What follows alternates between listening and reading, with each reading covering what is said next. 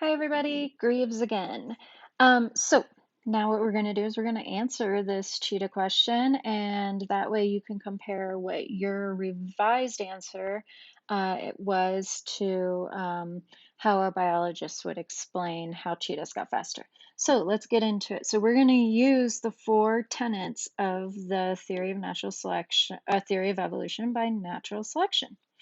So let's go ahead and start with number one, which is variation. This is the part that a lot of people tend to forget about when they're explaining how this can work. So you guys, think about it. Not all the cheetahs ran at the same speed.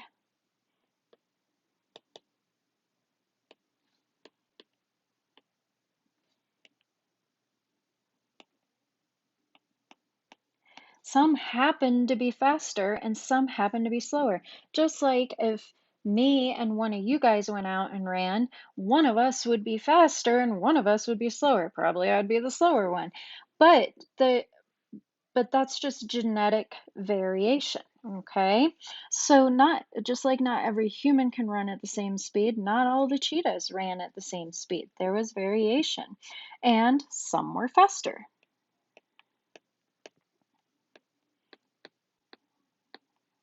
Now, they're living out in the African savanna, and there is a competition for food, okay? So they were in competition with each other for food, which happened to be fast-running antelopes.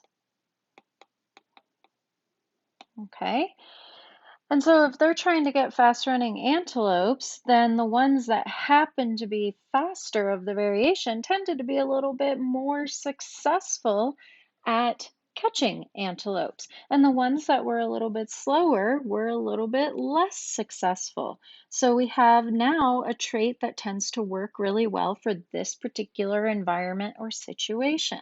So the faster cheetahs caught more food.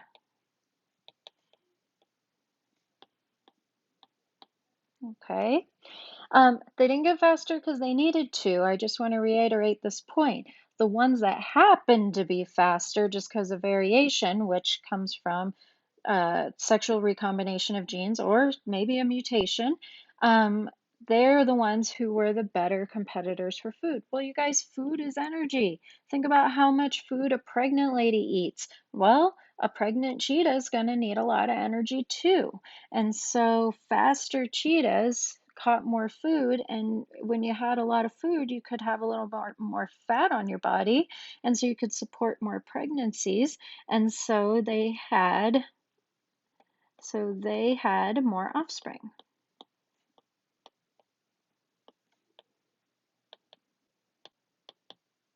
Now if you have a mom and a dad cheetah and they're both pretty fast and they're making babies, then their babies have a high likelihood that they're also going to be fast. Now, is it possible they'll get a slower running baby? Yeah, totally. And would that one get as much food?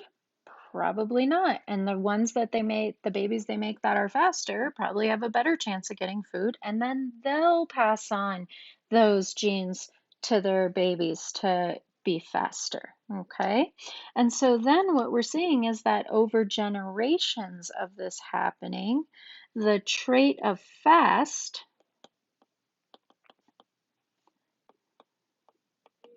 becomes more common in the population. In other words, it is in more individuals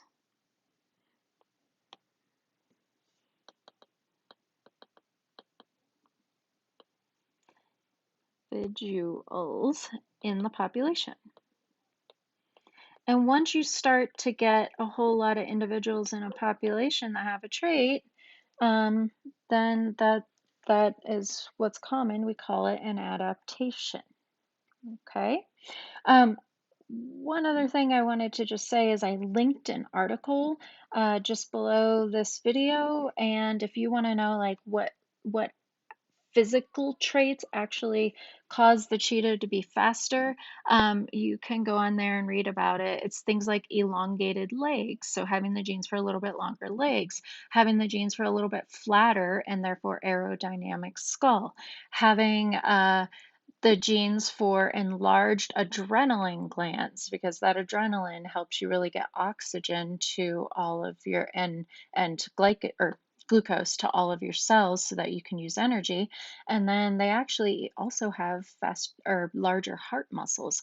So there are traits that make fast. Fast itself is not a trait, but there's a lot of genes involved that made cheetahs fast.